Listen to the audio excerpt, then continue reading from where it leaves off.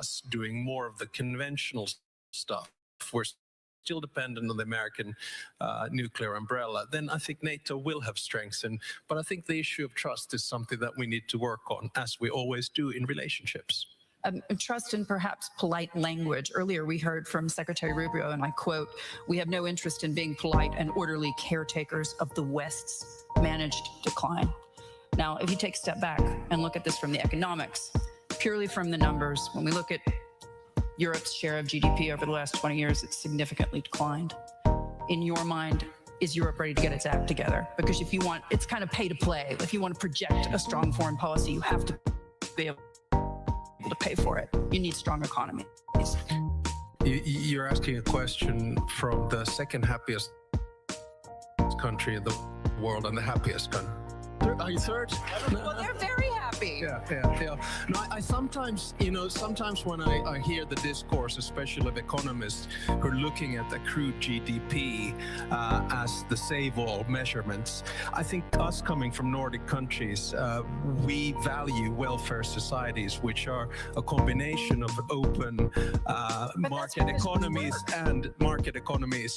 and then clear safety nets. And if I look at our Gini coefficient, if I look at all the measures of international data, which 5 countries are in top 10, whether it's justice, whether it's least corrupt, whether it's open, whether it's welfare, whether it's environment, whether it's open media, gender equality, they are the Nordics. So I don't buy the argument that we're doing bad. I'm actually bloody happy.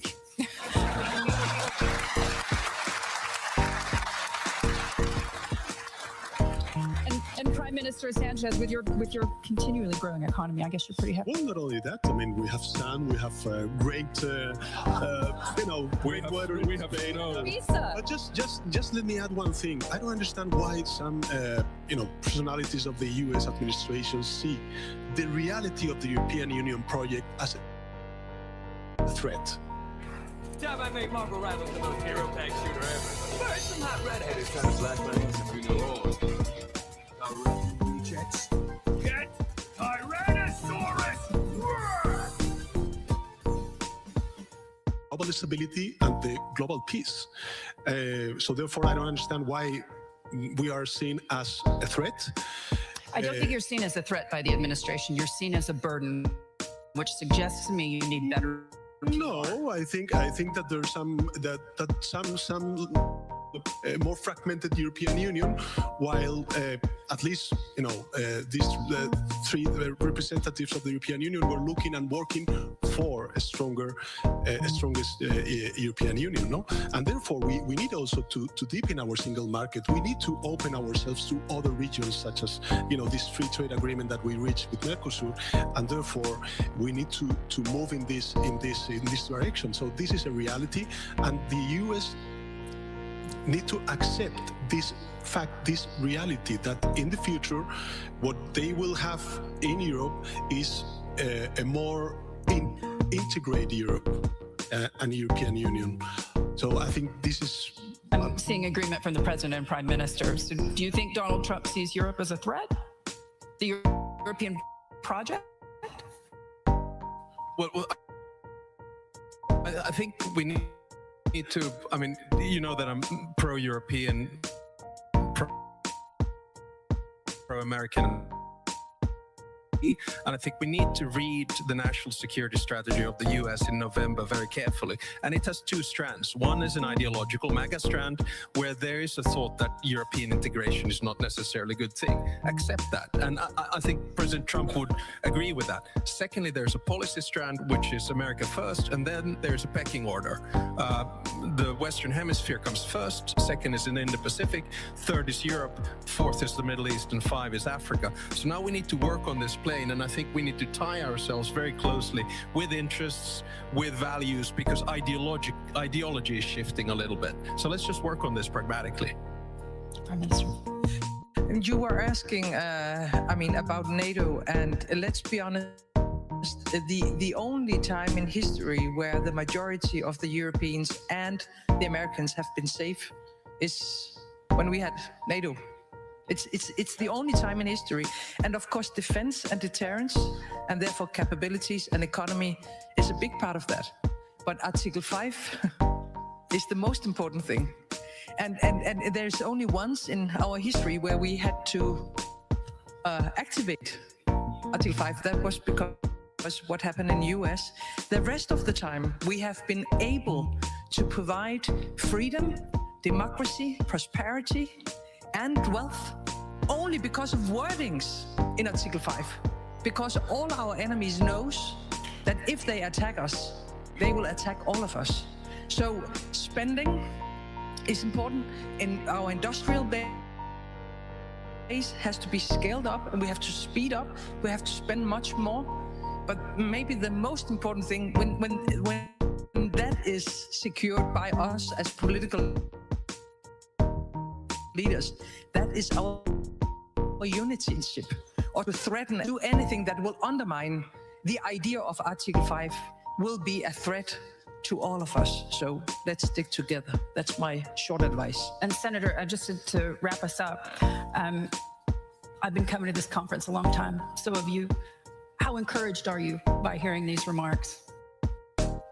Look, I think it's important for us to hear each other and to remember our history, our shared sacrifice, and the potential that lies in front of us. Our adversaries are collaborating and cooperating much more closely than before. Iran, North Korea, China are supporting Russia's war of aggression, learning from it, and preparing for future aggression, quite possibly. When President Truman signed the NATO treaty on behalf of the United States, he said, people of courage and vision can still determine their. Remind my colleagues of the sacrifice and investment by so many European and Canadian partners of ours in NATO to build better societies and to build a better future for all of us. And I'll remind them that if we follow your lead, we might be happier too. Your Excellencies, thank you so much. Thank you very much.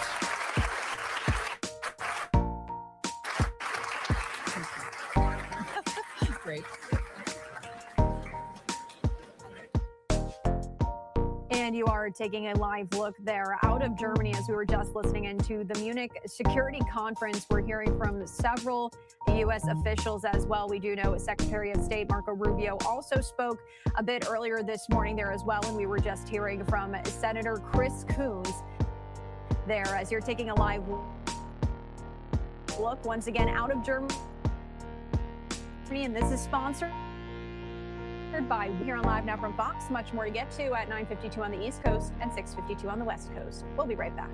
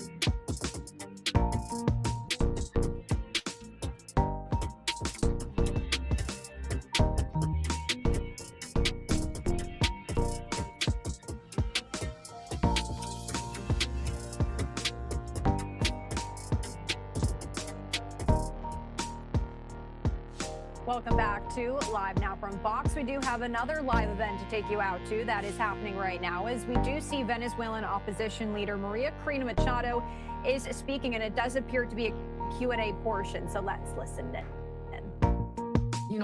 Existential priority for the rest of the region. People from Nicaragua, from Cuba, from Colombia, from Brazil, all around the region.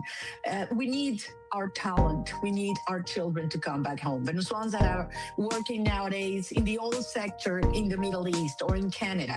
People that have been forced to flee and have started their own business and dream to come back home. So imagine the Venezuelan economy to move ahead and to be able to take advantage of our potential.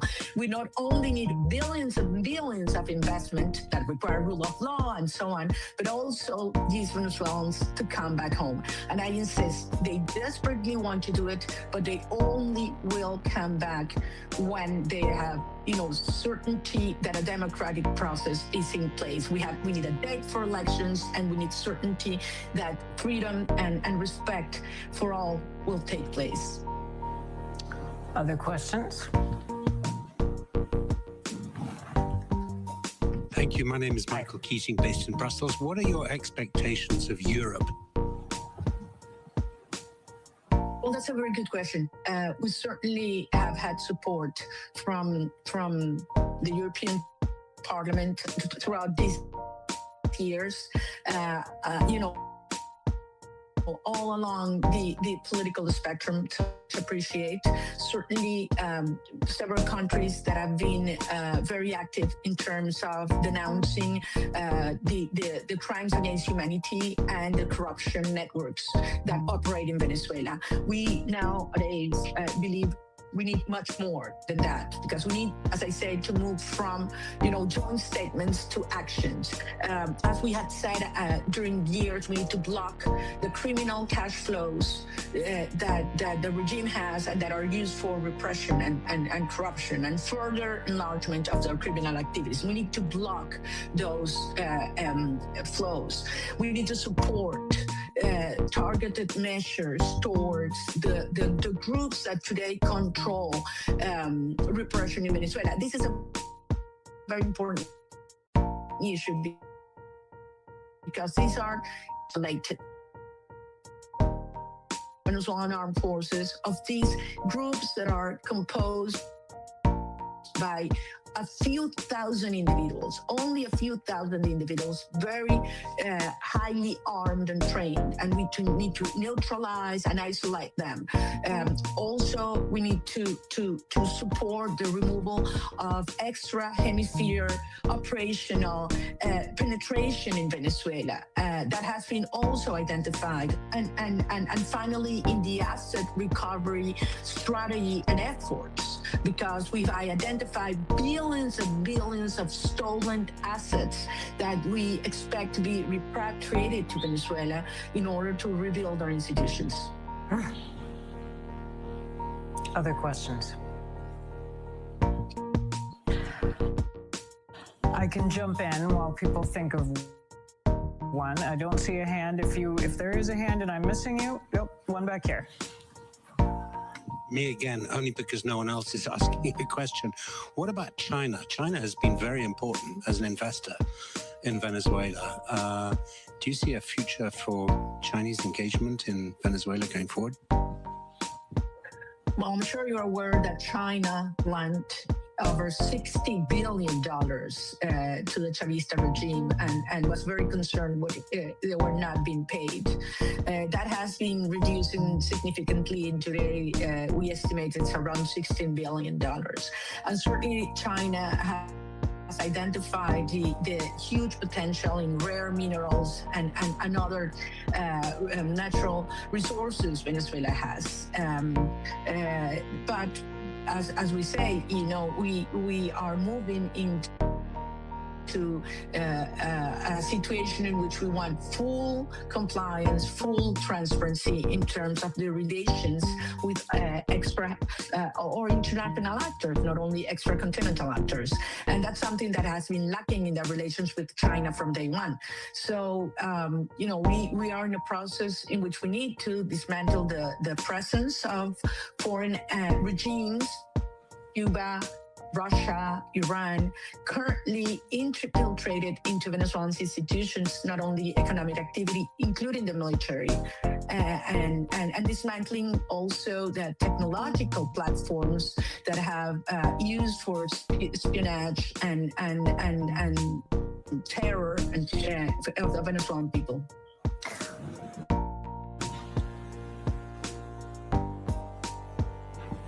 In the back. Thank you very much. My name is Toby. I go to Brown University. I was wondering, what could younger people do to help out, in your opinion?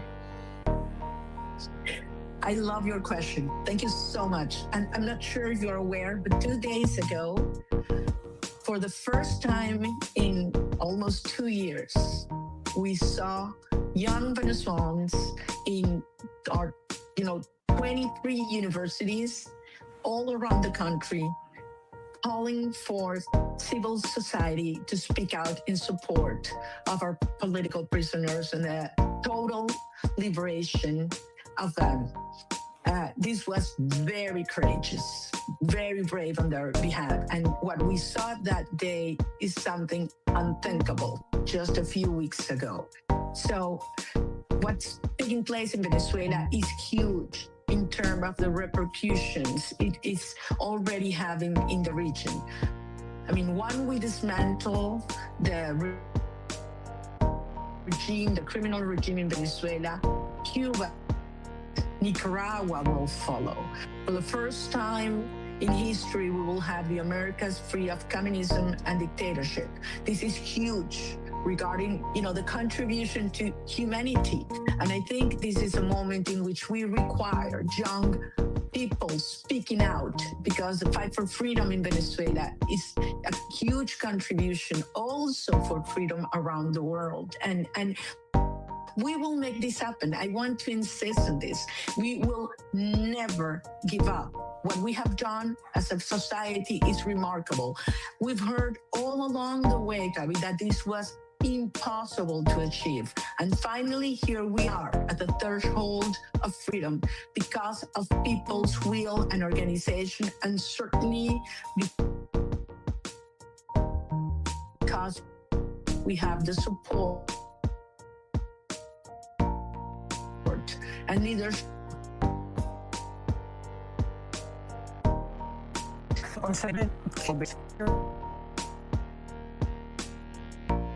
Of regime change. I mean, what happened in Venezuela, whether you like Nicolas Maduro or not, and I think we know where you stand on that, but it was one country sending in special forces to remove the leader who was running that country. I'm talking about more widely in the region. Anything about that? We're talking a lot about the global world, the rules-based order here. It's hard to square these. But I want to make this clear. And where does the election on July 24, 2024, July 28, 2024 stands for? I mean, there was an election under the rule, the regime. Conditions so extremely unjust that I'm sure those in the audience who have never accepted participating, we did. We overcame every obstacle. We had no media, we had no money, but we had organization, and we won. And we proved it with 85% of the original tally sheets scanned for the world to see. So regime change was mandated by the people. Nicolas Maduro was not a legitimate president. He was the head of an international criminal structure that was, persecuting, torturing, and destroying innocent people. an invasion had taken place in Venezuela. What we had asked is support so that law could be enforced. And that's precisely what happened on January the 3rd. So I think it is time for people around the world to call things by their name, as they are. You know, the previous structures that we had internationally did not work. I mean, over 20,000 people have been detained illegally during the Chavista Maduro regime. Over 11,000 have been executed by parallel structures of the regime. Over 2,000 cases of torture, including foreign individuals that are recently given testimony of what they suffered. Camilo Castro, a Frenchman, saying how he was even sexually assaulted. I mean, this is still happening in Venezuela. So this is not about changing a regime for the sake of one country.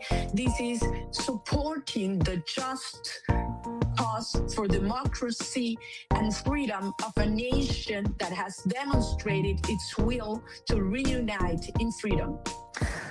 So first of all, thank you. All right, and that shot did just abruptly go out on us there, but once again, that was Maria Corina Machado as she was speaking at the Munich Security Conference. We've been bringing this to you throughout the morning here, as well as yesterday on Live Now from Fox. Thank you so much for joining us. If you are just joining us, my name is Christy Matino. We're stepping away for a commercial break, and we'll be right back. Stay with us.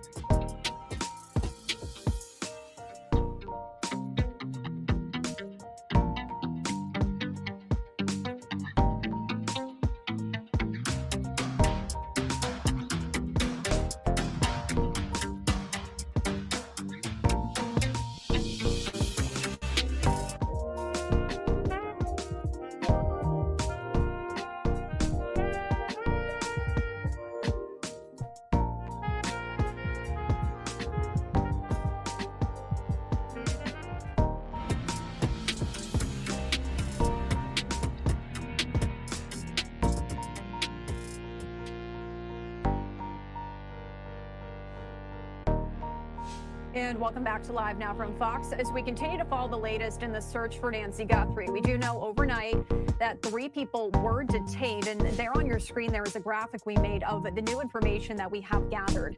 A Pima County SWAT team and the FBI executed a search warrant at a Tucson area residence late last night, approximately 2 miles from Nancy Guthrie's home. At least 3 people were reportedly detained at the residence. And while the raid was underway, local authorities and FBI detained the driver of a gray Range Rover for questioning and fingerprinting following a traffic stop in a Culver's restaurant parking lot in Tucson. And that vehicle was searched and towed. And I also did want to share with you some of those photos that we have gone in overnight as well. The FBI released a description of the suspect seen in a mask and gloves tampering with the doorbell camera in front of Nancy Guthrie's home in the early morning hours of February 1st.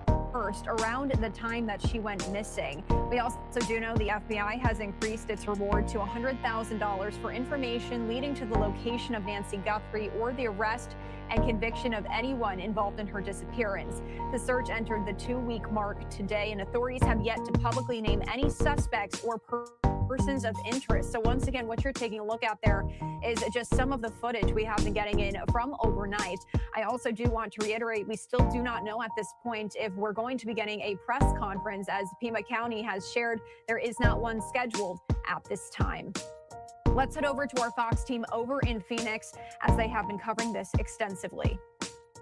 Changes coming up in your 10-day or work week looks a lot different than this. We'll have that coming up in just a few minutes. We want to move to that warrant that we were telling you about. It has been served at a home about 2 miles away from Nancy Guthrie's home. And Irene is joining us live there this morning with a look at what it's like out there right now. Good morning to you, Irene. It was swarmed with law enforcement officers last night, as you can see behind me. Pretty quiet right now, but we're waiting to learn more information about exactly what happened and what led them to that home here in this neighborhood that's just a couple miles away from Nancy Guthrie's home here in the Catalina foothills, just outside of Tucson. Now, here's what we know so far. At least 3 people have been detained in connection with the disappearance of 84-year-old Nancy Guthrie, including 2 men and one of their moms. And this is a look at the warrant that was served at a home near Orange Grove Road and First Avenue last night. Investigators say they found someone's DNA on the property, but it is not Nancy's or anyone in close contact with her. The sheriff's department says they're working to identify who it belongs to. They've not said where exactly the DNA was found. Police also seemed to zero in on a nearby Culver's around 11 o'clock last night. A silver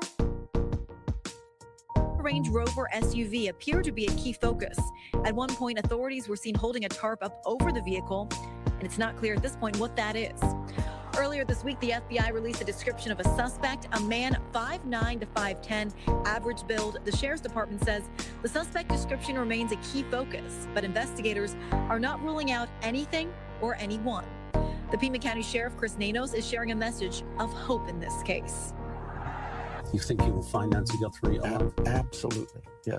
I have nothing but hope. You can't do this job without having that kind of hope. We know that there's challenges in it, and the potential is there for a bad outcome. But nobody, 400 cops out there, they all have hope and believe that this is a rescue mission. So that implies you know that she was alive when she left that house? I believe that. There's nothing to suggest she was. I is still asking anyone who lives within a 2-mile radius of Nancy Guthrie's home to check their surveillance camera, check their doorbell cameras to see if they have any information, any video that might have caught a suspect.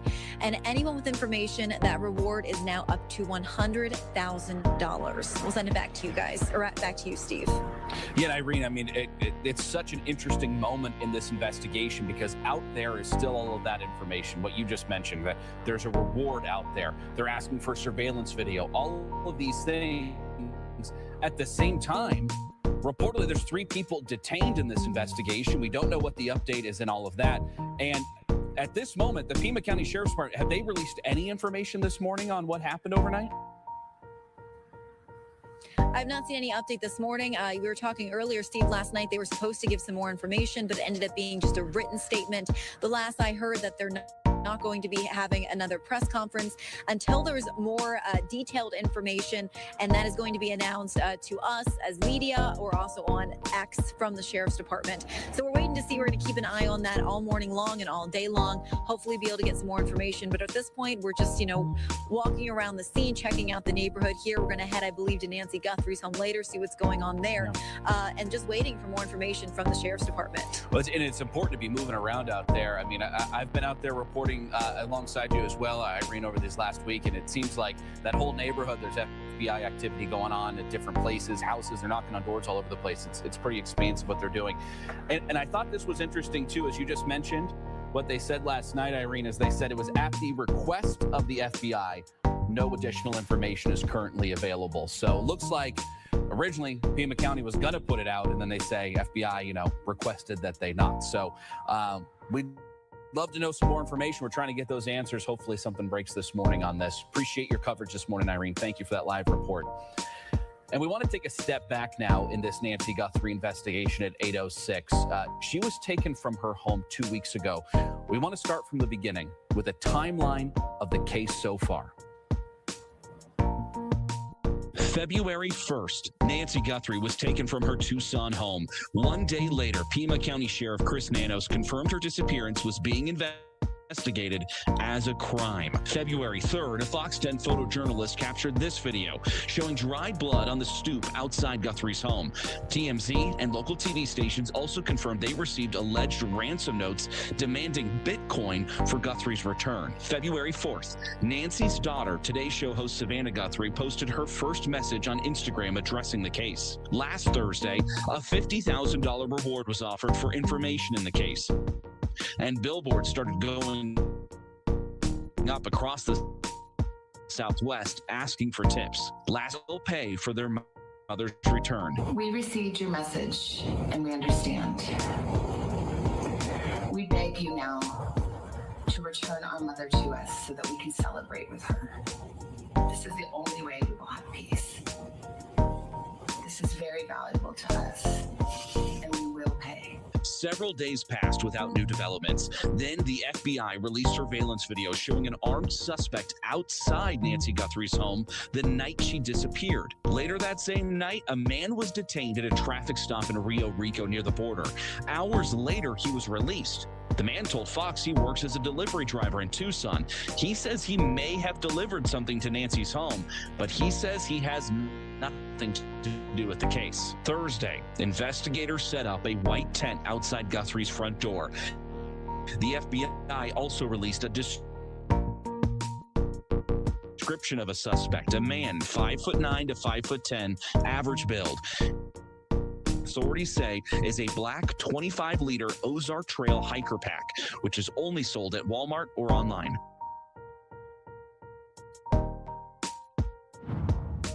There's been a lot of moments in this investigation, a lot of things that we have tracked in these 2 weeks. Stay with Fox 10 for the latest developments on air and online as we try to continue to break news in this case, try to give you the latest on what's going on in this investigation and where things stand.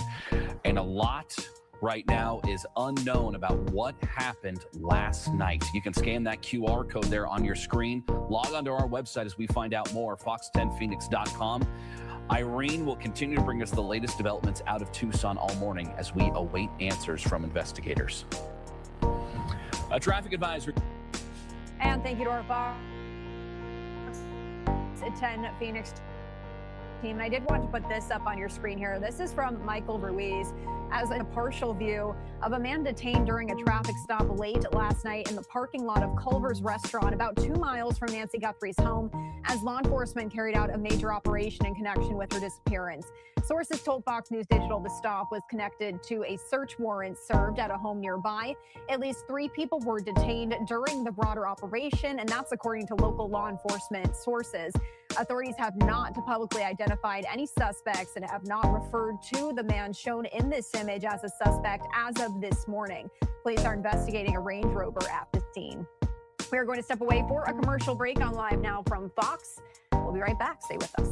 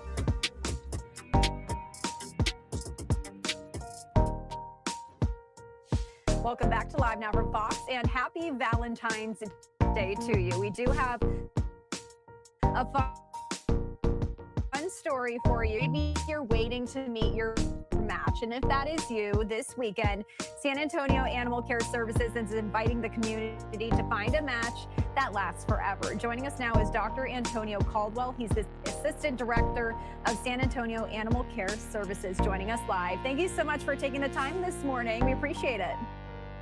Good morning. Thank you so much for having us. Yeah, so I know you guys are doing a lot this Valentine's Day weekend in terms of adoption and different events. Can you share with us what you guys have in store this weekend for maybe someone who wants to come by and find their forever Valentine? Absolutely. It's a little bit of an overcast day, a little bit of drizzle, but that's not keeping people away from coming and adopting our animals and saving lives. This weekend, we are having a zero-cost adoption event, Adopt the Love. And so we're encouraging all of our community and surrounding communities to come out to San Antonio Animal Care Services, adopt. You can even volunteer. We have treats for both animals and the humans, but today it's all about these fur babies. Yeah, and speaking of the fur babies, I know we saw them running around behind you just a moment ago. Maybe they'll make another appearance, but how many pets are currently looking for their forever homes right now? Oh, there they are. How cute. That's probably Jackson. Jackson is one of my favorite, has those beautiful eyes, but this weekend, we're hoping to get out at least 150 pets into homes this weekend. Again, we're trying to eliminate any barriers. They are having a lot of fun. I can see. We're trying to eliminate any barriers to adoption so that we can encourage everyone to come. And again, if you're a little bit shy about diving deep into adoption, first off, we encourage you to at least try to foster and to make sure it's a good match before diving deep into adoption. But again, today is going to be a fun-filled day. Lots of pets, different shapes, size. The shelter intakes over 30,000 animals annually, and that makes us the largest intake adoption facility in the state of Texas. And so it's always very challenging to ensure that we are saving every life that we can, but we can't do it alone. And so please, we're asking the community, come down to San Antonio ACS today. We'll be here from 11 to 7, I believe, and find your furry best friend this weekend. Right, and for those who may want to come out there, I know you have Meet Your Match sessions. Can you explain what those might be for our viewers who want to come out and maybe just see who they might be compatible with? Yes, we have staff standing by to really go slow and walk through the process of the adoption process, but also to spend some quality time with the pets. And also, if you have a pet at home and you're not quite sure if it's going to be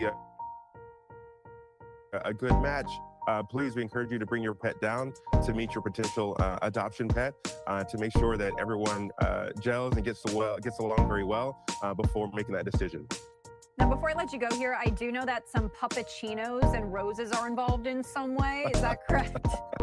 That is correct. We're making it a very romantic atmosphere this afternoon. But yes, we have plenty of puppuccinos and roses for those adopters. And so again, it's gonna come down. If you don't have a date, for Valentine's, we have plenty of dates for everyone. Awesome. Well, Dr. Antonio Caldwell, thank you so much for joining us this morning. And they're adorable. So I hope someone does come out and adopt them this Valentine's Day. Thank you so much. Thank you so much. Take care. Bye. All right, and we are going to sneak away for another break on Live Now from Fox. When we come back, we are going to head back out to the Munich Security Conference. That is still live right now. And we also heard from Secretary of State Marco Rubio a bit earlier this morning as well. All of that next here on Live Now from Fox.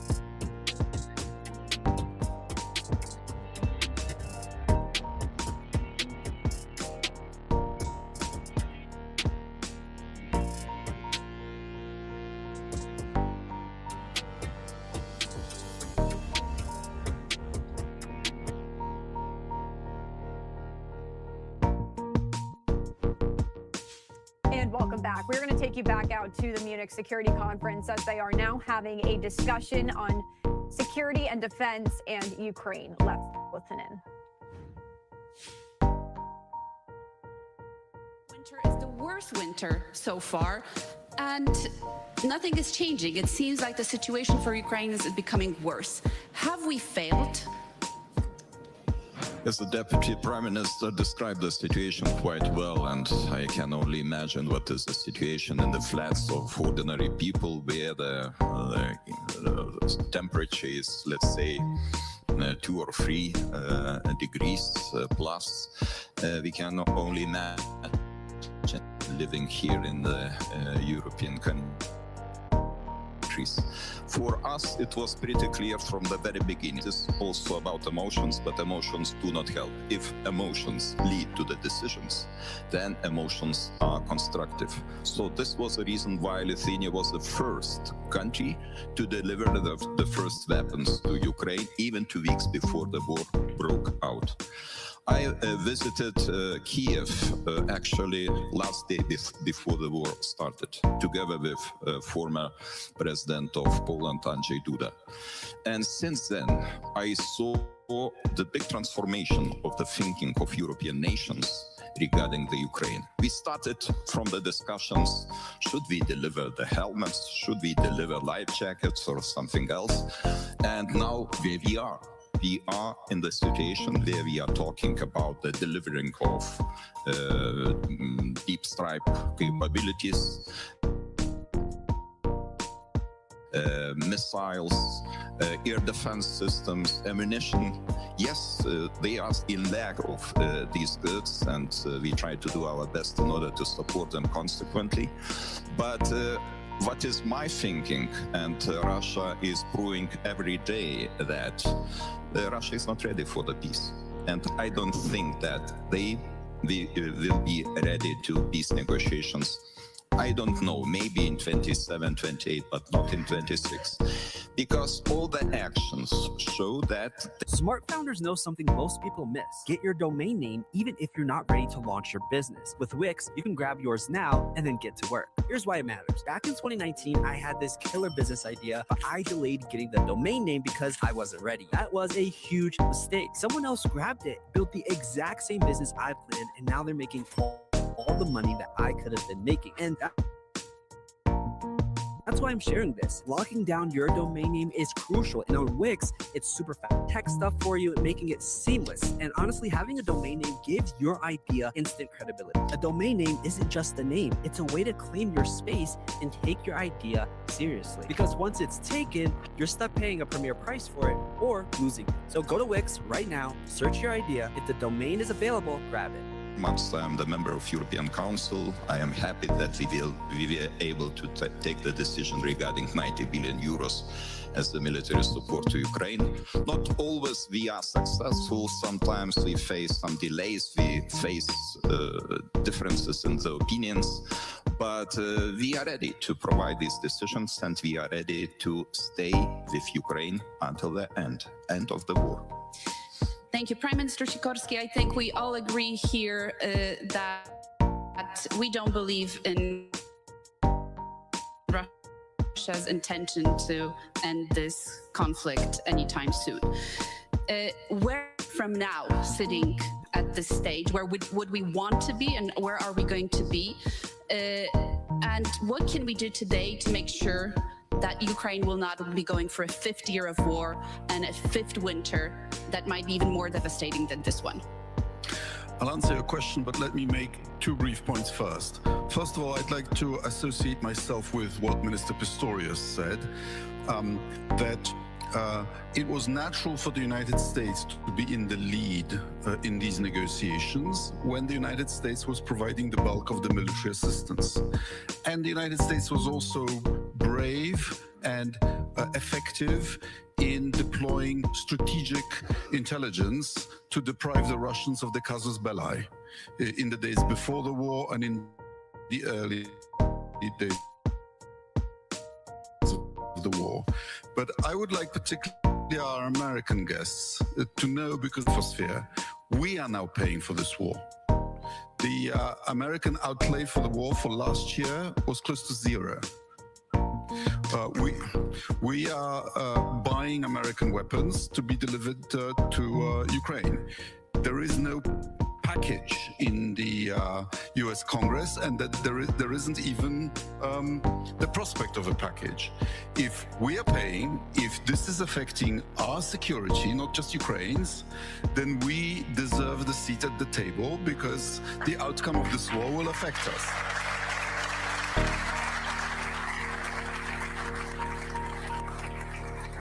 Number two, consider what these attacks on Kiev and other Ukrainian cities tell you about Putin's ideology. The whole invasion was justified on the pseudo-Tsarist grounds of Ukrainians being really just misguided Russians. If we get united, they'll see the light. So they were a brotherly kind of peasant version of Russians. And Kiev was really a Russian city. So Putin is now bombing his brothers and bombing a Russian city. I think that shows you that this is in fact a colonial war. He is just bent on conquering Ukraine again. This is the third attempt. In the 19th century, they banned the printing of Ukrainian books.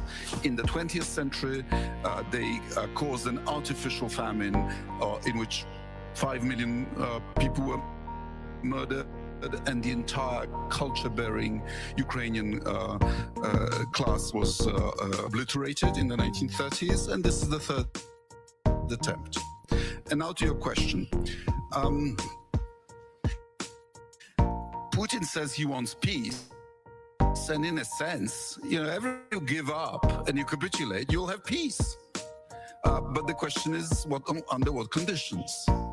And Russia can tolerate Ukrainianness as a sort of provincial version, a Russian folklore. But Russia cannot tolerate Ukraine, or at least Putin cannot, as a nation with its own identity, history, interests, including security interests, and its own desire to integrate with other organizations than Russia's. And the question in this war is, who will crack first? And Ukrainians are showing that they're not cracking on the front line. Russian advances are tiny. And history teaches us that bombing populations doesn't work. The Luftwaffe didn't break the spirit of London. The Royal Air Force didn't break the will to fight of the people of Germany. In fact, they get stiffened. So the real question is, when will Putin run out of resources to carry out this war? And cracks are beginning to show in the Russian economy. We have given Ukraine 90 billion euros. That should be enough to sustain them for 2 years. If we gave them 10 or 20 billion more, they could actually get their defense industry up to full capacity, and then the fight would be more equal. Thank you very much. We'll go back. We'll come back to the state of the Russian economy and the state of Russia in just a moment. But I wanted to hear from Minister Pistorius actually when Minister Sikorski says that we deserve a place at the negotiating table. How do we do that? And when are we going to be sitting at the negotiating table? I have no idea, to be honest, because it's not up to us. So we're paying the bill. We are paying the bill, but we are not paying the bill to Vladimir Putin. And Vladimir Putin refuses to negotiate with Europeans. And the Americans let that happen. That is our problem at the moment, at least from my perspective. Washington lets that happen.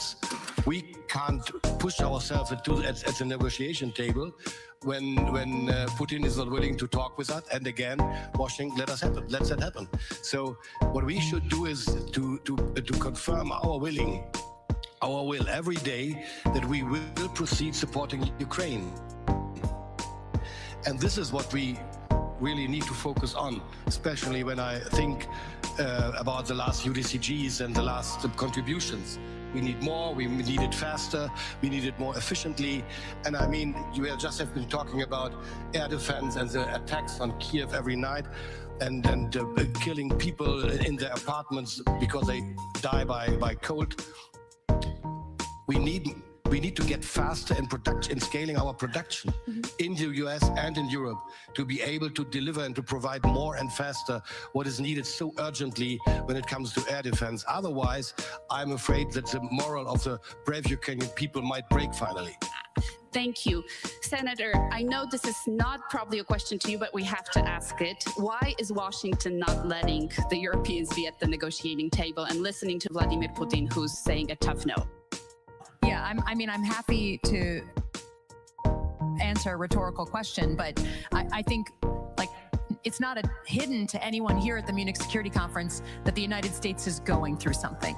That we have, is anyone missing that? Tell us more. Is anyone missing that? So I think we're going through something at a fundamental level in our democracy. And because of that, we're going through something profound as it relates to foreign policy. It's the theme of this entire conference, or every side conversation at least. Under destruction. So I think and when it comes to Ukraine, given where we were a year ago, right? For those of you who were here and the vice president came and stood on this stage and gave a speech, I was sitting up there. I mean, like the breath fell out of my lungs. A year later, we still have this good cop, bad cop. What do we want to do with Ukraine from the White House? Right? Do we want to pull completely back, give it to the Europeans? Not our problem. It's extremely important to bring this to some sort of resolution. You can talk to 3 different Americans and get 4 different opinions, okay? So I think that's why you don't have Europeans at the table, and we have a saying, I used to work at the Pentagon, that you don't talk about them without them. And if you want the Europeans to be part of the ultimate settlement, which we desperately do, which the president says he does, then of course the Europeans should be at the table. But the fundamentals of the conflict, where the Ukrainians have fought so bravely, changed the nature of tactical warfare, I think, with what they have done. I mean, we're all learning lessons from the Ukrainians. But let's not mistake that the fundamental question is, are we willing to exert more military or economic pain on Vladimir Putin? And because we're a mess back home in the United States, because we don't know the answer to that question, we're in this merry-go-round. And you're not on it with us. When you come on, it's not any more organized. We have to answer that fundamental question, and that's something we're deeply grappling with in the United States. And while at it, I'll give the floor in a moment to Minister Sikorski, but we see, and we've been told many times during the last 2 days, that the American people continue to support Ukraine, that there's actually an increase in the pollings when it comes to support. Majority of Americans actually don't know that there's now 0 funding coming from the United States. But what would you, or what are you as the Senator of the United States doing to actually convince the majorities to push, for example, in the Senate, some of these aid packages, sanction packages? Yeah, well, I come from the state of Michigan. We happen to have a lot of Ukrainian Michiganders, so it's never far from people's minds, especially in certain communities. But I think while the American people may not follow the day-to-day in Ukraine, I'm going to be honest with you, right? They're worried about their kids, their, house, whether they're going to be able to live a middle-class life. We are struggling deeply with that in the United States. They do understand power, and they understand a bully. And they understand that sometimes, we all want the conflict in Ukraine to end. And sometimes in order for it to end, you have to exert more pressure, right? For a short time in order to bring it to a conclusion. But if you keep going around the merry-go-round, it just extends out the stress, the pain, the suffering, the killing. So they may not understand the day-to-day, but I think if there were leaders who were willing to articulate that in order to bring this to a conclusion, we must get in deeper in putting that pressure on a bully, they would understand that basic power conversation. Do you see those leaders? Do I what? Do you see those leaders? See them? Again, I'll answer whatever rhetorical question you want, but I was almost indicted last week by my government. So we are going through something profound, and we will get through it. I believe to my core we will get through it, but we will have to hit rock bottom before we come back up, and we're going to have to fight for it. So no, I don't see a clear, straight line to getting those answers.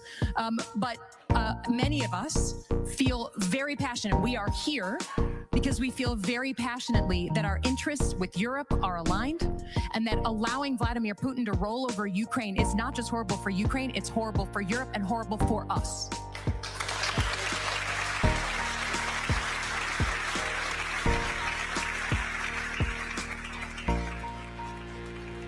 Minister Sikorski. Europe should be at the table because the stakes are incredibly high. It's not that just the future of Ukraine, it's not just the security of the eastern flank, it is about the place of Europe in the future distribution of power in the world. In other words, who will be the third leg of global distribution?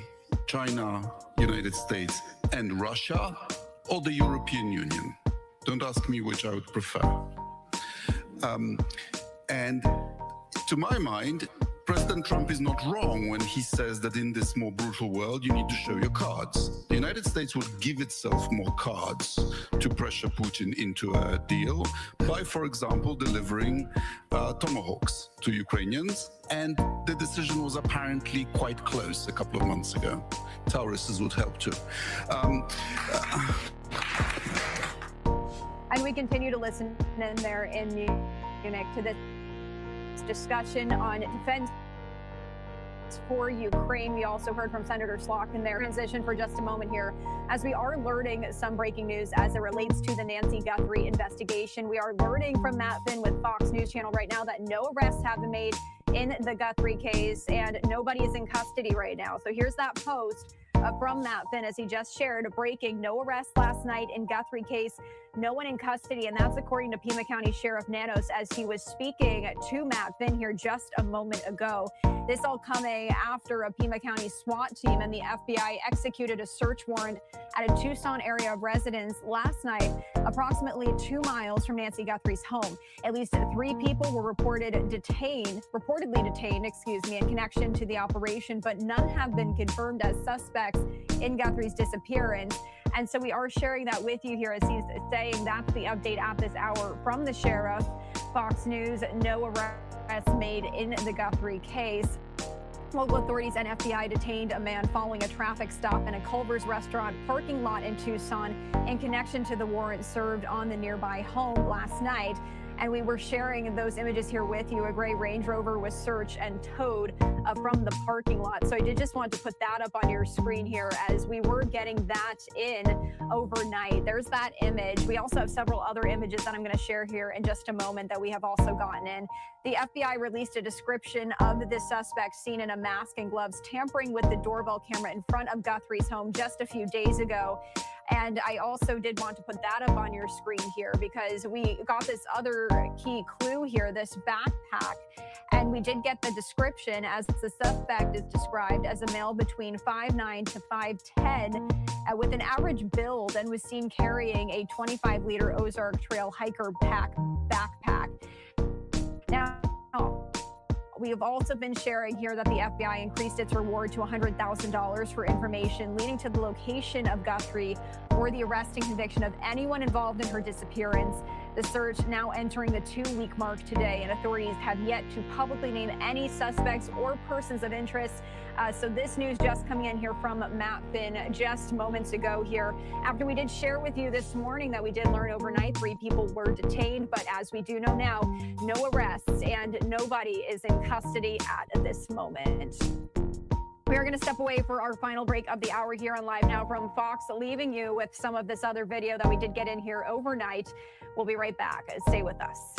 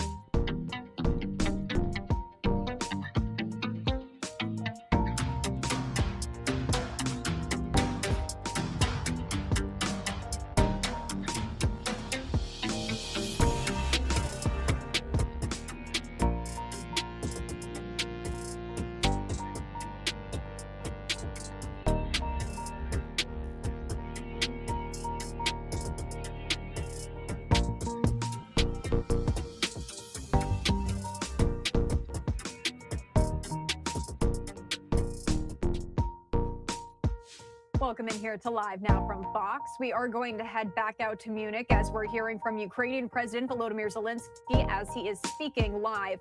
And what I am going to do is just roll it back just a minute or so here so that you can get the comments in full. My name is Christy Matino. It's been great being here with you. My colleague Josh Breslow taking over for me now. So I'm one of all the people in Ukraine who are in Ukraine, and we fight for this. So I can't think about Vladimir Putin and about his poison ambitions, if he has, I don't know, but he had. Yes, and I think I can't think about it because otherwise I will think only about it. But I don't have time on it.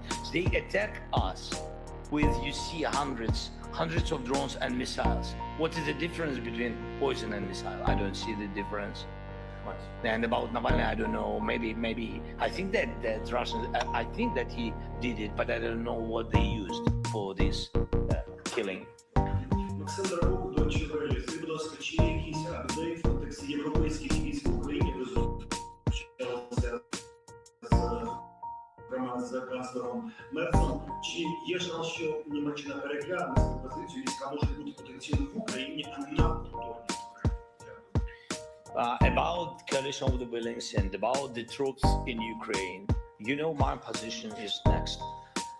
From first days of the war, of course, all our soldiers, all our people wanted, of course, not to be alone during this fight.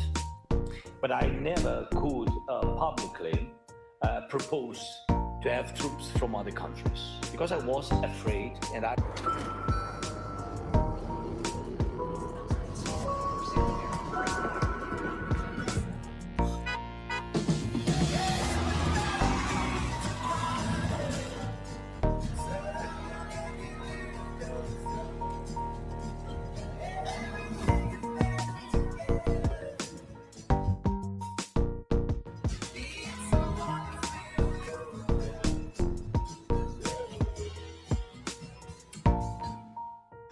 It was the idea of coalition of the willings from France, from Emmanuel. Of course, I support it, but it was the signal from him and from UK that after ceasefire, after we will have ceasefire, we are ready to put troops, and the coalition of the willings, one or another country, they have to put troops somewhere, to soldiers somewhere. It's about sky, somewhere security in the water, in the sea, and of course we support this idea very much.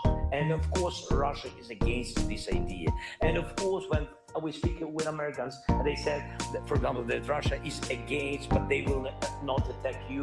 My question is this simple. So if they don't want to continue the war or short time to come to us, why are they afraid?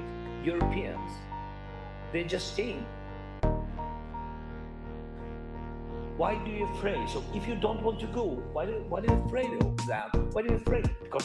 Because you know what? Yeah. You have a follow-up. Yes, he wants to have opportunity to come back. He has this in his mind, I'm sure. До Німеччини також Наталя Фібріх, 1+1. Після ваших перемовин з Мерцем, але не тільки з ним, чи вважаєте ви, що якась є перспектива отримання Україною нових видів зброї? Чи взагалі тема Таурусів взагалі вже немає її в контексті Німеччини? І також недавно в Німеччині була дискусія стосовно повернення сирійських біженців додому, бо там закінчилася війна. Чи думаєте ви, що з 27-го року може бути така дискусія в Німеччині стосовно українців? I'll answer about immigrations of Ukrainians in Ukrainian language, if possible. Okay? Да. Дивіться, що стосується українців, безумовно, їх дуже багато в Польщі. І, безумовно, їх дуже багато в Німеччині. І зрозуміло, що буде підніматися тема, що стосується фінансування українців за кордоном, фінансової підтримки. Я думаю, що багато буде пов'язано виключно з цим. Чи може дозволити собі та чи інша держава, у даному випадку Німеччина, тому що вона вкладає багато грошей в Україну. Це правда. Мілітарі тощо. Тому ці питання будуть піднімати. Що я вам можу сказати? Ми повинні бути в діалозі з нашими партнерами. Такі питання будуть підіймати. Бо я так само, як і ви, відчуваю це по риториці наших друзів. Хоча канцлер мені про це не говорив прямо. Taurus не все, но щось війна не закінчилась. Yeah. We want to hear about Taurus and About Taurus, so there is no decision about Taurus from Germany. Yeah, if you ask me this, so you know that yesterday we opened the line of co-production. It's great, and really congratulations. It's a successful line. I was there in production, good one. Our with Ukrainian and Germany production, and we began to build drones. And already these drones are on the front line. Not all of them, because they will build a big package of drones. But this is a good thing. About Taurus, so we don't have decision from German side. I'll be honest with you, but I have to find this balance in dialogue. What to choose? I can't choose everything. You know, I want to choose everything during the war. I'm all very open for you, but I can't. Yes. So I think you understand why I can't. So I have to choose something, and I'm choosing what I can get now. Yes. maybe.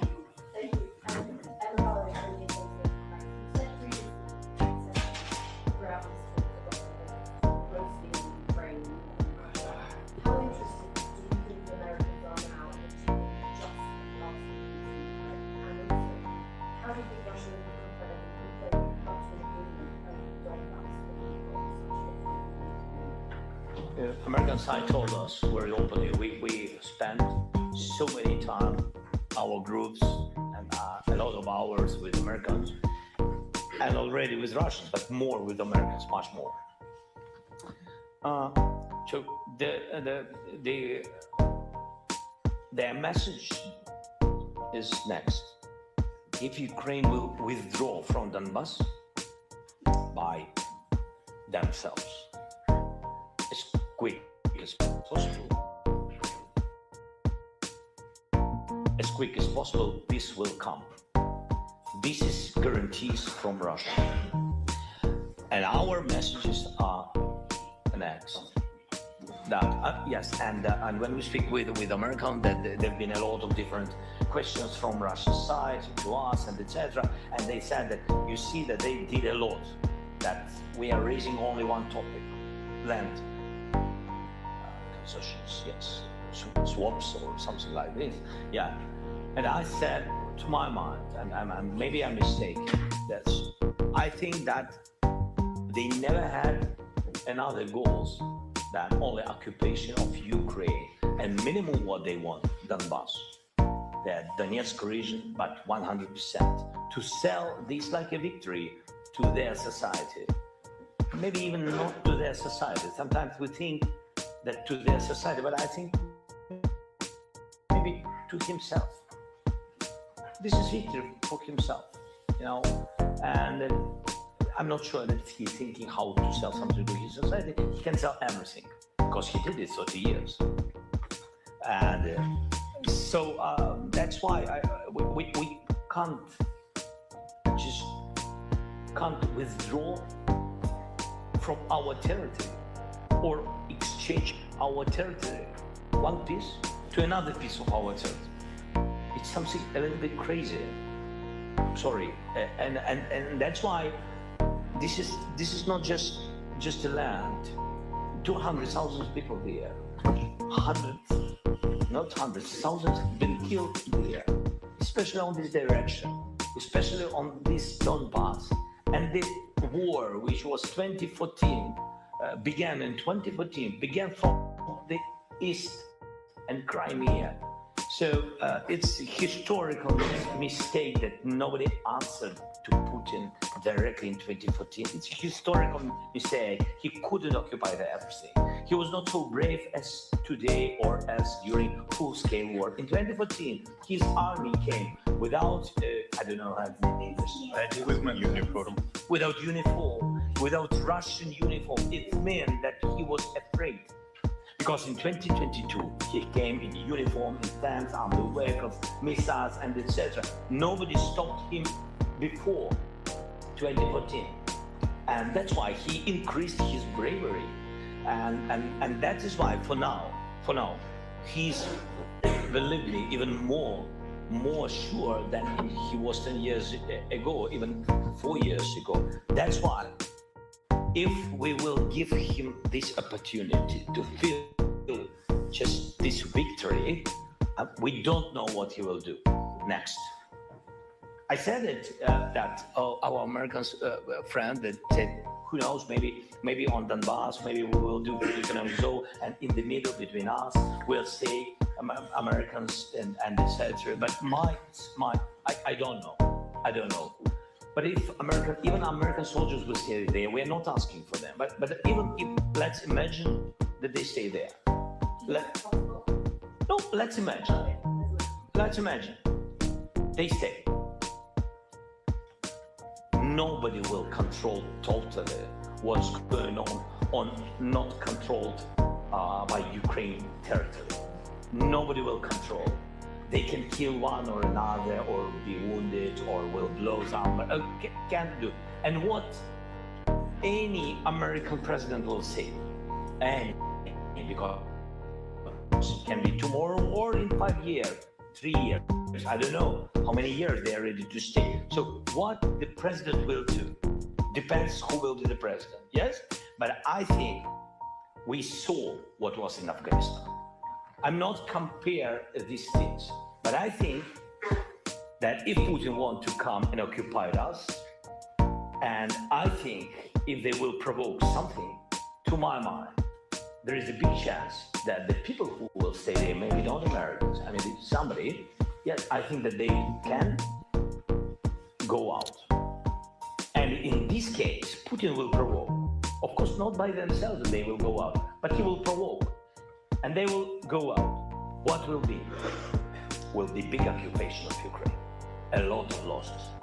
That's why I said this is a variant, but not positive for Ukraine, with big risks for security guarantees and big risks for security guarantees of the country who gave the security guarantees to Ukraine, because that will be their word.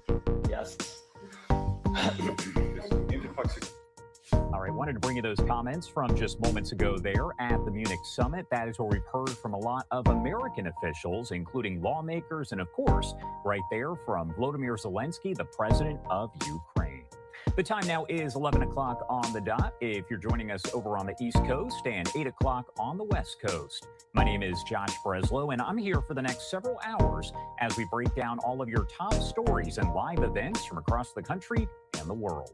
A big thank you to my colleague, Christy Matino. She has been here with you for hours doing the same. Right now, I do want to get you right back to some breaking news that we are following as we get new developments here in the kidnapping of Nancy Guthrie, the mother of Today's Show co-host Savannah Guthrie.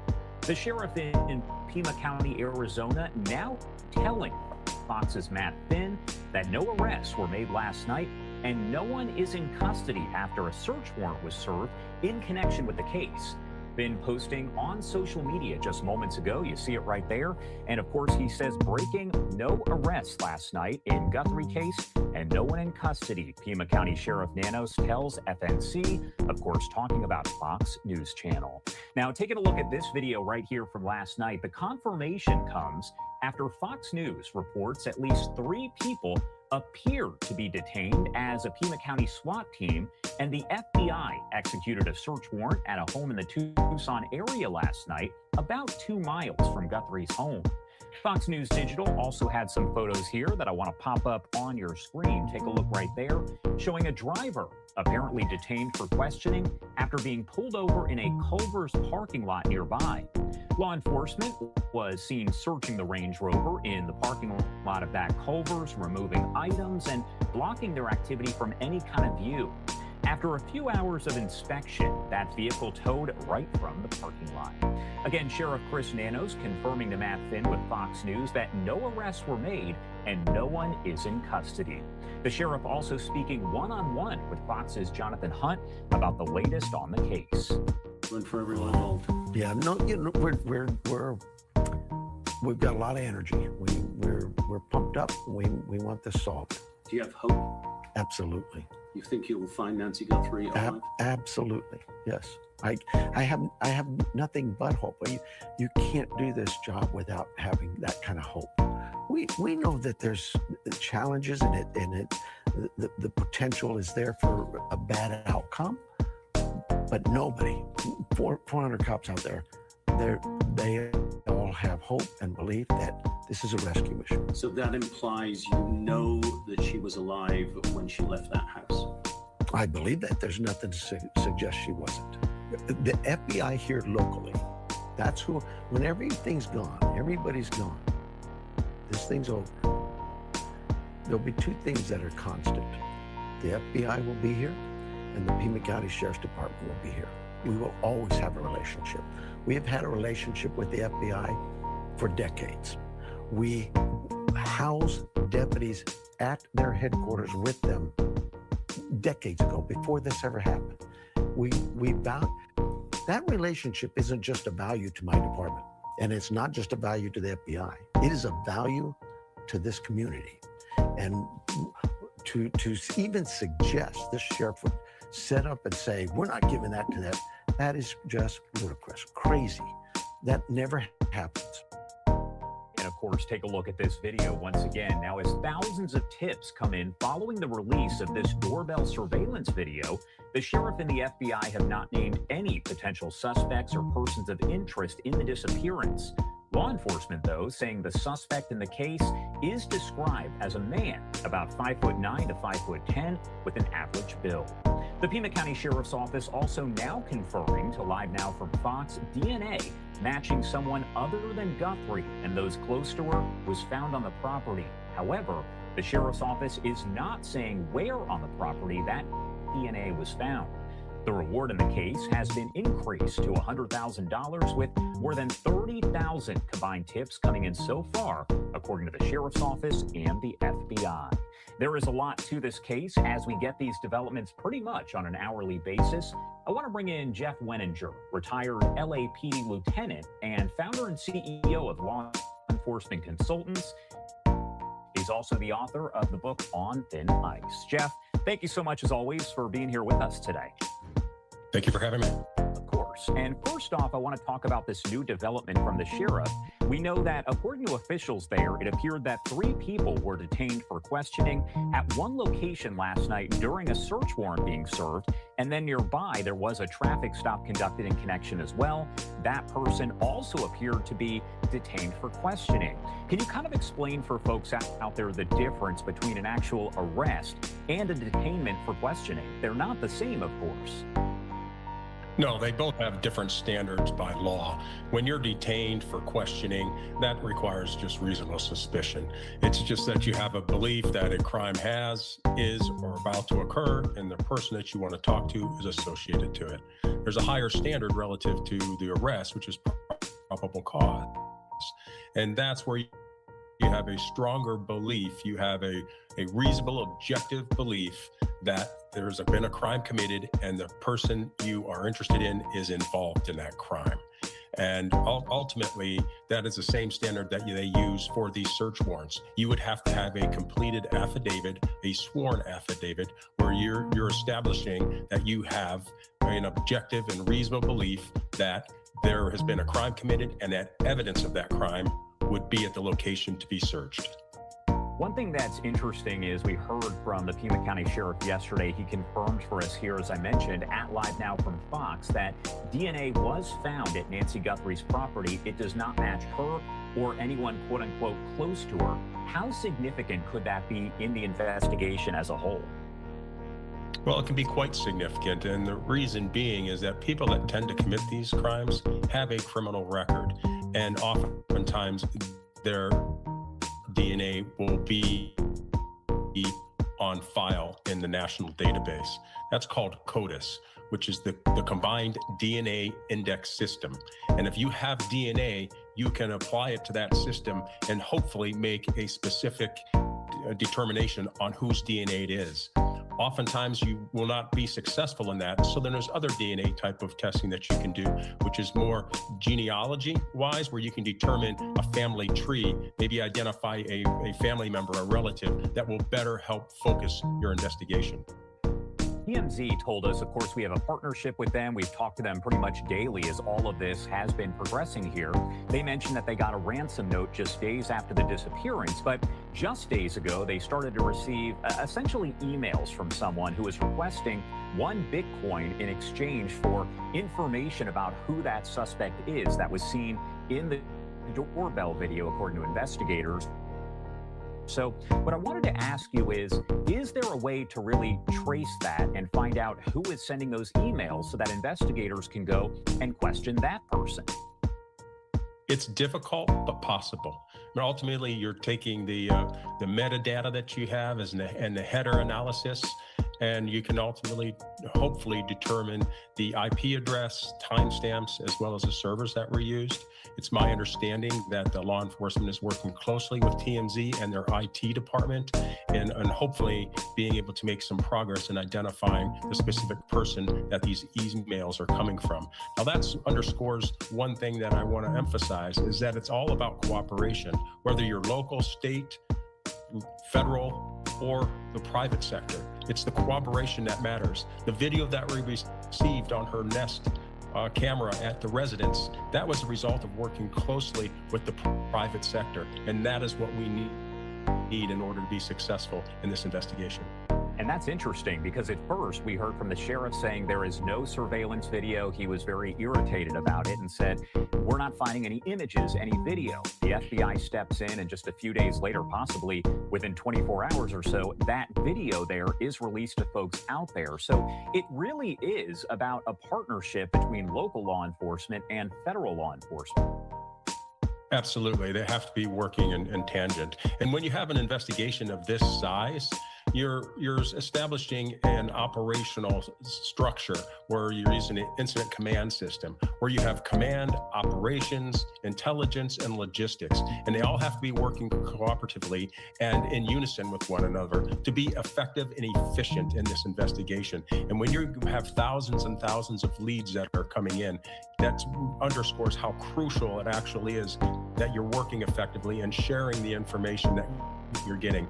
Because the sheriff had mentioned the number of leads that the sheriff's department has received, as well as the leads that the FBI has received. And that's significant. You have to make sure that you're sharing that information, working cooperatively together. And again, you're seeing that video right there on the right-hand side of your screen. Anyone with information is urged to contact that FBI tip line, and that number 1-800-CALL-FBI. We've been showing it on the screen quite a bit here. The FBI doubling the reward. So just based in your experience, do higher rewards typically lead to stronger tips? Is there any kind of correlation there? Well, there's no suggestion that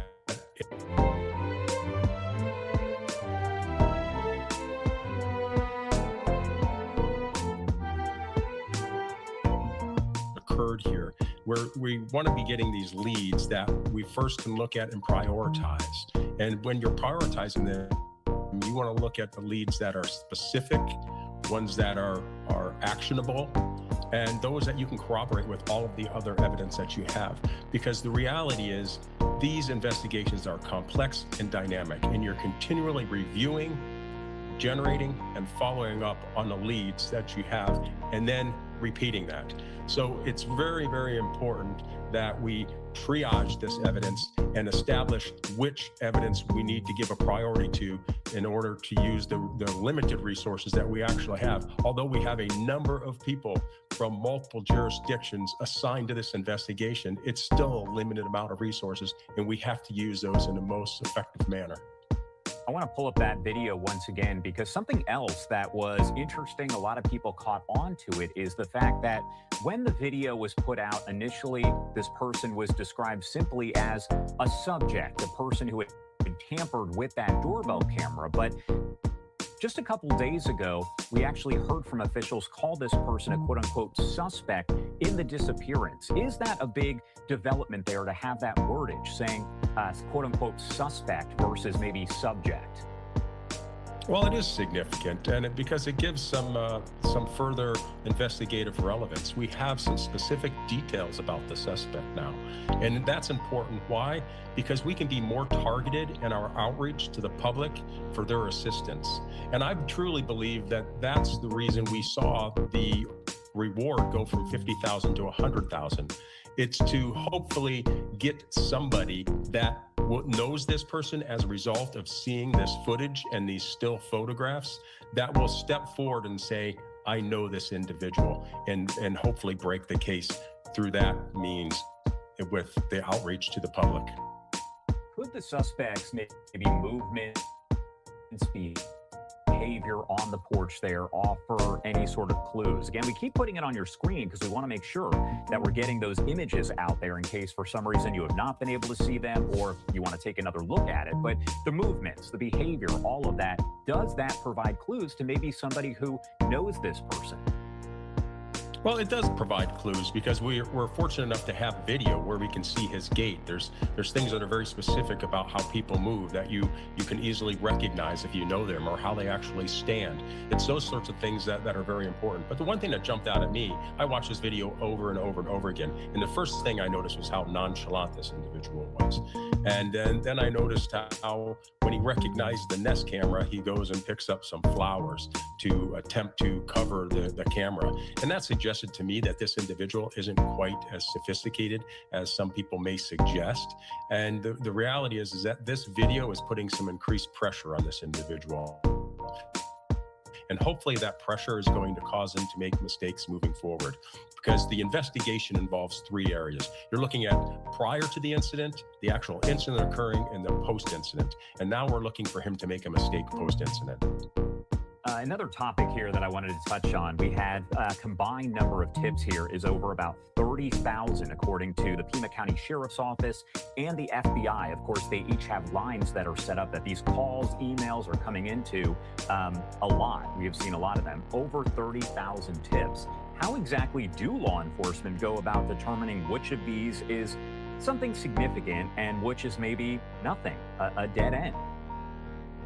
Well, you're looking to the things that are specific. If it's specific, it's going to jump out at you. If it's something that's actionable, where you're able to take immediate action towards it, you're going to put that at the top of the list. Is it reliable? Is it something that makes sense and you're able to corroborate it with the other evidence that you have? It's those sorts of things that are going to put that evidence at the top of the pile relative to the actions that the investigation is going to be taking. And really, it's a tireless job, because the reality is that all of these tips have to be looked into to some extent or another, and to be determined what level of credibility do they have. The sheriff there in Pima County saying that officials are using what's known as the Neighbors app. A lot of people there, not just specifically in this area, but nationwide, use that to communicate with their neighbors and get different messages. They say they're actually reaching out to those neighbors to ask if they have any video, if they've seen anything. We also know that the sheriff is asking people to go back to the date of January 1st to check their video if they're within about a 2-mile radius. That is a fairly large radius. What does that, if anything, say to you? Well, you're looking at the environmental characteristics of the neighborhood, and there's only a certain number of ways in and out. So there's going to be distance travel. There's only going to be certain ingress and egress routes to her residence into that neighborhood. So it's along those routes that they want to basically appeal to the citizens that live in that community to further check their video cameras, because now we have some more specific, detailed information for them to be looking for. All right, Jeff Wenninger, thank you so much for taking the time to join us here. Obviously, a lot of ground covered, and of course, there are still going to be a lot of developments that are coming in. Anything we missed that you want to make sure to add here before I let you go? Well, the one thing I would say that in my personal life, I have a number of people that come up to me and ask me if I believe that she's still alive. And listen, absent any specific facts or information to believe otherwise, I absolutely believe that she's alive. My thoughts and my prayers are with the family, and I hope that's resolved in an optimal way and that she's returned to her loved ones soon. And of course, the sheriff there, Chris Nanos, over in Pima County, talking with Fox News yesterday and saying the same thing. He, of course, has hope and believes that she is alive 2 weeks, of course, today, after she was last reportedly seen as she was dropped off at her home over in the Tucson area. Jeff, thank you again for being here with us. We definitely appreciate it. You're welcome. And I want to pop this up on your screen once again. This is coming in from Michael Ruiz. He is with Fox News Digital and says, developing, they cuffed this guy, towed his car, and may have accessed his phone. But the sheriff tells Fox News that no arrests have been made and no one is in custody. Now that photo there, we showed you some of them a bit earlier. That is coming from Kat Ramirez. And if you do have any information, make sure that you are calling the tip line there for the FBI. That number, 1-800-CALL-FBI. This is the latest description that we have coming in from officials there. As far as a suspect description, they say the person is a male, approximately 5'9" to 5'10", average build, and wearing a black 25-liter Ozark Trail hiker pack backpack. Again, any information, contact authorities.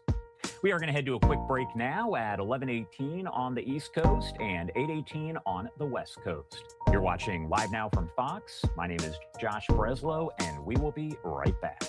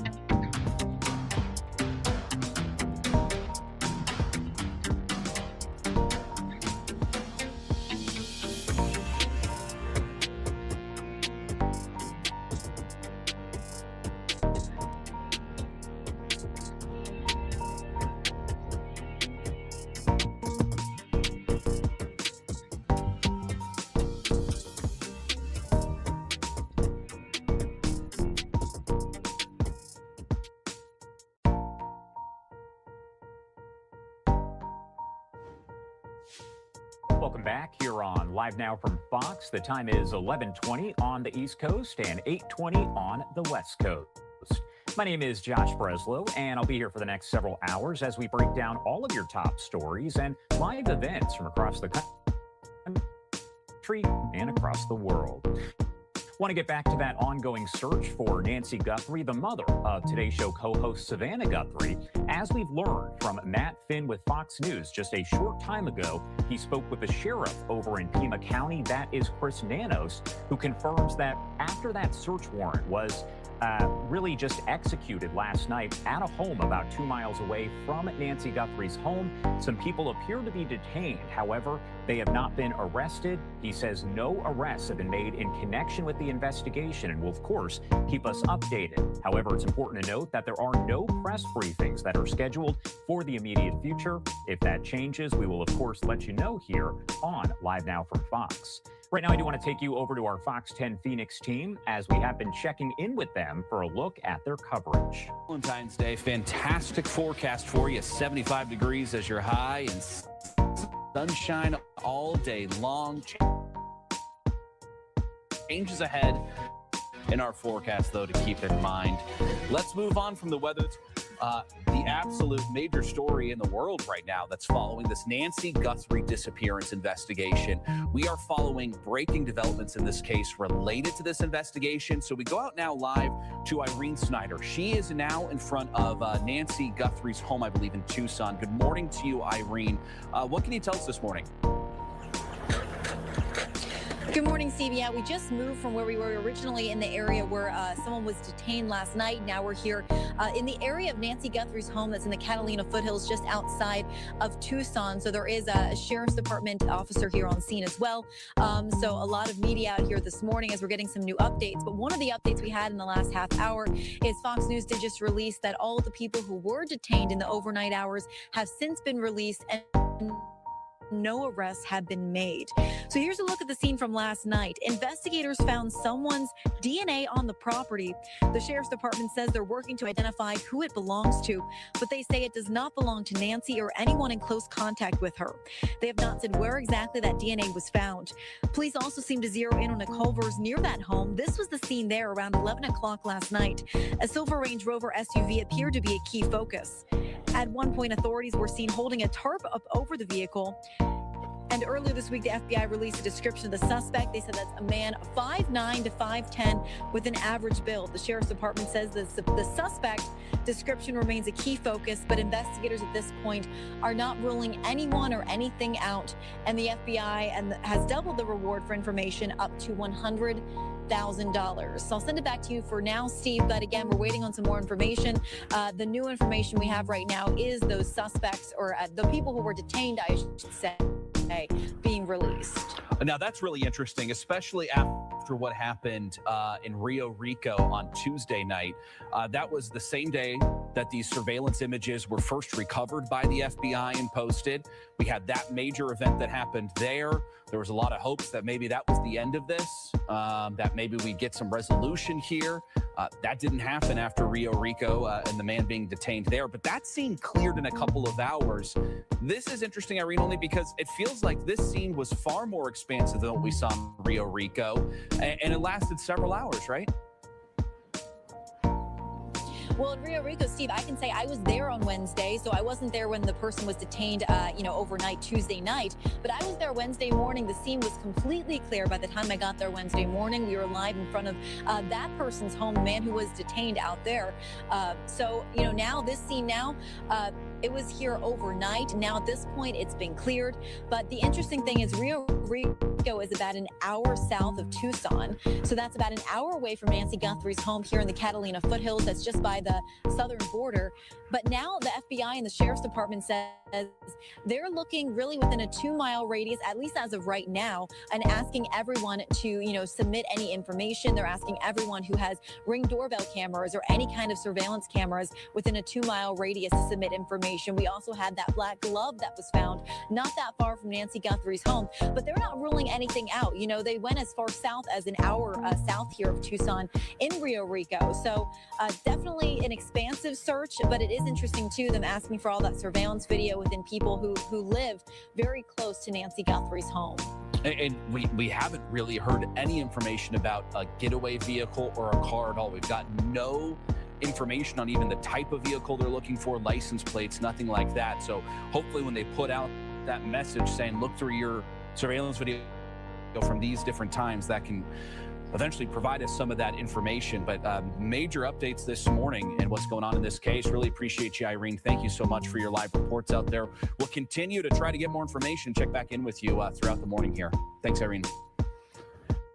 And of course, we will continue to check in with our Fox 10 Phoenix team as they've had a crew over in the Tucson area all throughout the last couple of weeks. Of course, we know Nancy Guthrie was last seen on the night of January 31st, dropped off around 9:45 p.m. local time there from her family. They dropped her off over at her home after they had a family dinner. About 14 hours later, that is when she was reported missing on February 1st. If you have any information, make sure that you call the tip line there for the FBI.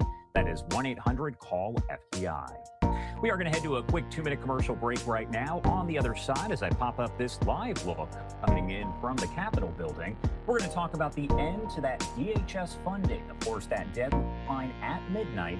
And now, technically speaking, a partial government shutdown is in effect. We'll have much more on that with the experts coming up in 2 short minutes. Stay with us.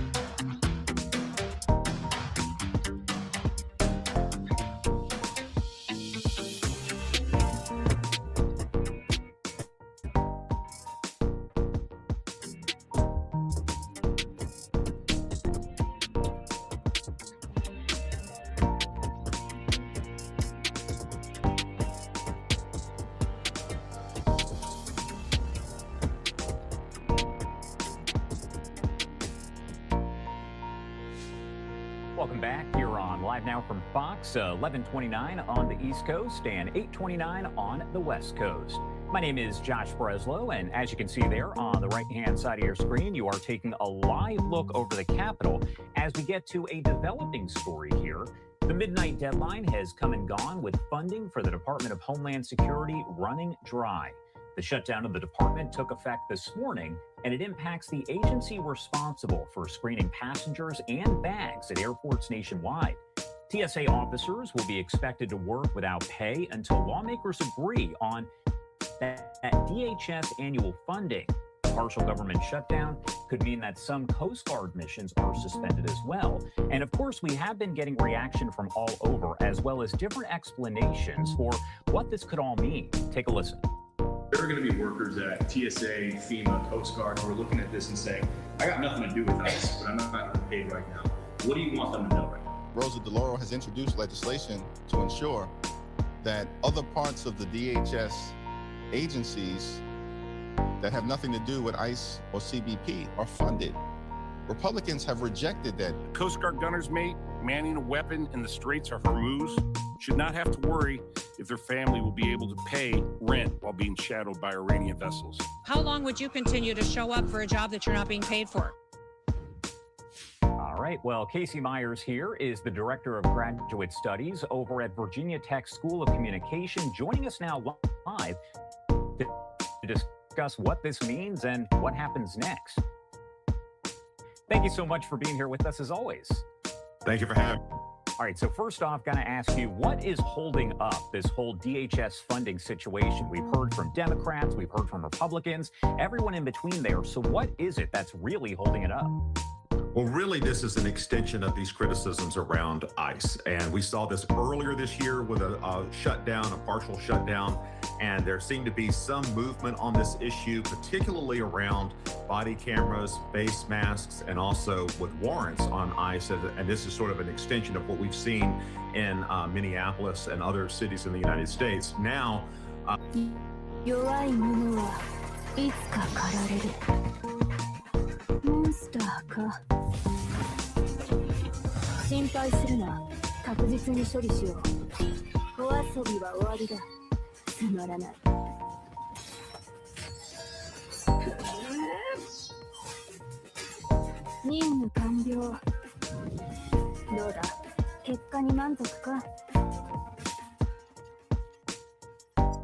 more as we hit that midnight deadline. Well, so what happened after the large government shutdown is that we had these minibus bills that were going through Congress that were funding portions of the government. And then in light of the issues in Minneapolis, the DHS minibus was pulled to be renegotiated over these issues with ICE. And ultimately what happened is no agreement was reached on that very narrow funding. Now, this affects, the entire DHS, which is just beyond immigration enforcement, as you mentioned earlier. So the ripple effect of this is larger, but it is narrowly confined to that agency and to those functions. And on that note, would you expect that the average American is going to feel the impacts of this? Again, a big situation here is going to be whatever happens with TSA as well as the Coast Guard. Absolutely. So one of the big issues here is that the services within DHS, if you look at the data, is around 95% of what they do is going to be deemed essential. So they're going to come back and work without pay. So those workers will be missing paychecks and performing their jobs. Now, the problem with that is that as this drags on, do people call out sick? Do services get interrupted? And the most immediate effect beyond just the employees of DHS are people that are traveling. But again, the services themselves will continue. And kind of ironically, the services around immigration enforcement, because they are tied to other legislation, may continue less interrupted during this time. But we will see just the net effect of it the longer it lasts, the more impact it would have beyond just the federal employees in that agency. On that same note, would you say there's anything maybe that people out there misinterpret, possibly misunderstand about the current situation, the funding, the impacts, all of that? I think that a lot of people don't realize that the workers themselves do continue to work, oftentimes without pay. And as this drags on, that has that ripple effect to larger society. But this is also a fair amount of people who are affected within the agency itself. And so it is not a narrow, even though it's narrow in the context of funding, it is a broad-based impact on the federal workforce and also within, society itself. But again, that becomes more amplified the longer this is. We're on Saturday today. How that's going to look next week, will be, remains to be seen. We've used the word shutdown a lot. I've had you on a lot to talk about it as we're kind of going through it. We saw a record government shutdown just months ago. Are we seeing more of these shutdowns happening? And if so, why? Certainly. So government shutdowns have an interesting history. Prior to the 1980s, they really did not exist. And they began to become more prolific in the 90s. We had the big government shutdown in the Clinton administration. Then there seemed to be this period where there was not a real appetite for it. And then we started seeing more government shutdowns in the first Trump term. And then we've seen them again in the last couple of years. And there is a political leverage that a shutdown has, particularly for a party that's in the minority, to try to get some concessions. And Democrats have seemed to get some concessions out of these shutdowns in the last few iterations of it. But again, it's a political mechanism. And also, I think, a political talking point now that we're entering an election season in 2026. All right. Well, what do we need to watch for here in the coming hours and days? Because again, as you mentioned, we are in a weekend at this point. Looks like lawmakers are not returning at any point this weekend to vote on any kind of legislation. So what do we need to watch for? Well, I think that there are probably discussions going on, but when we are looking at this next week, it may be a very different landscape. And I think that if we were to come back in a week and it's still shut down, I think that we're going to see a larger discussion around some of these concessions and some of these issues with DHS, particularly on immigration. But again, time will tell if this is going to be something that becomes protracted or not, and what those issues are, and can there be agreement in a bipartisan way. Casey Myers, thank you so much. As always, anything we missed that you want to make sure here that I mentioned before we let you go? I think just given the limited nature of this, that this has a potential to be longer than what may be expected. And I think that also given just the outsized political issues that are involved here, particularly with the midterm election coming up, this may be a longer shutdown than anticipated. Yeah, and a lot of people are waiting to see kind of how that all plays out. So we'll let folks know once we do have kind of an idea of when this could potentially come to an end, if there will be a vote, anything of that nature. Casey, thank you so much, as always, for taking the time to join us and helping to break it all down for us. Thank you.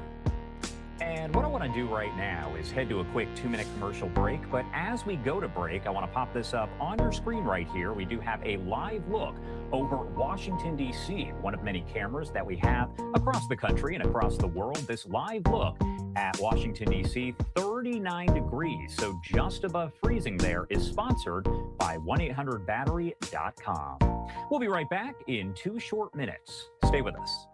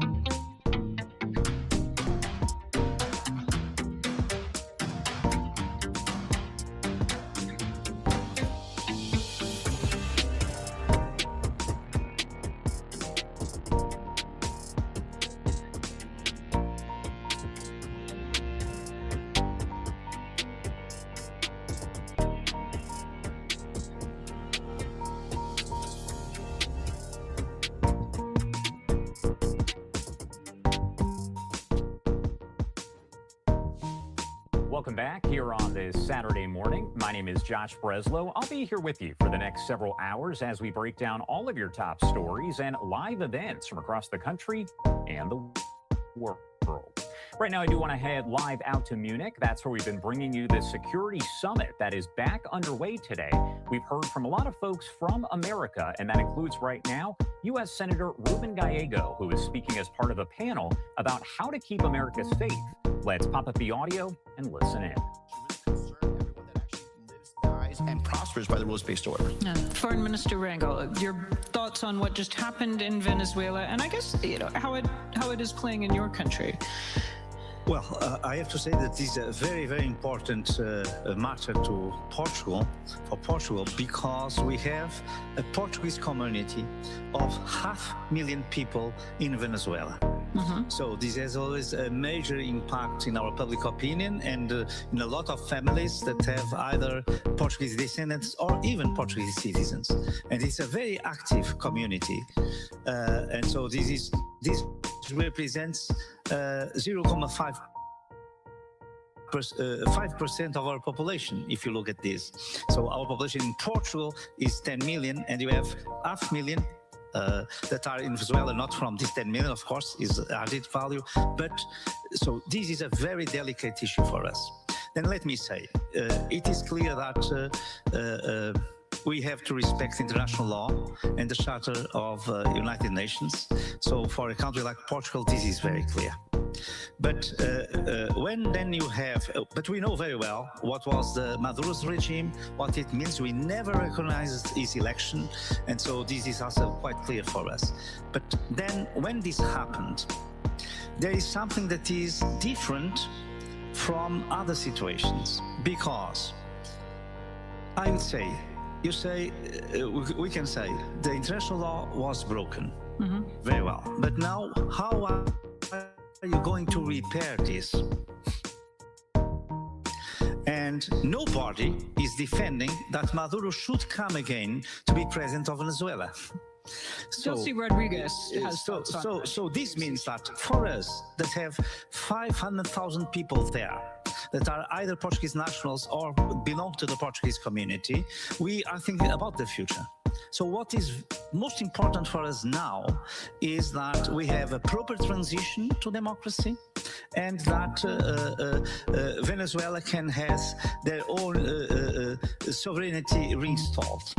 So we are looking forward to the future arrangements that will allow to restore democracy in Venezuela and to restore Venezuela's sovereignty.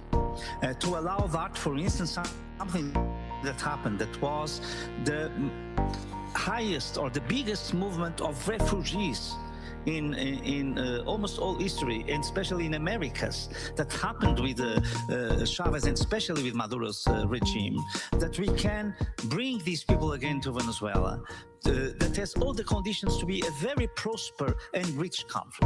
So we are focusing more on the future than really on the situation that happened on the 3rd of January. So what I would like to say, it's clear that there was a break, that the international law was broken, but the way to reintegrate, to restore international law is not to bring again Maduro.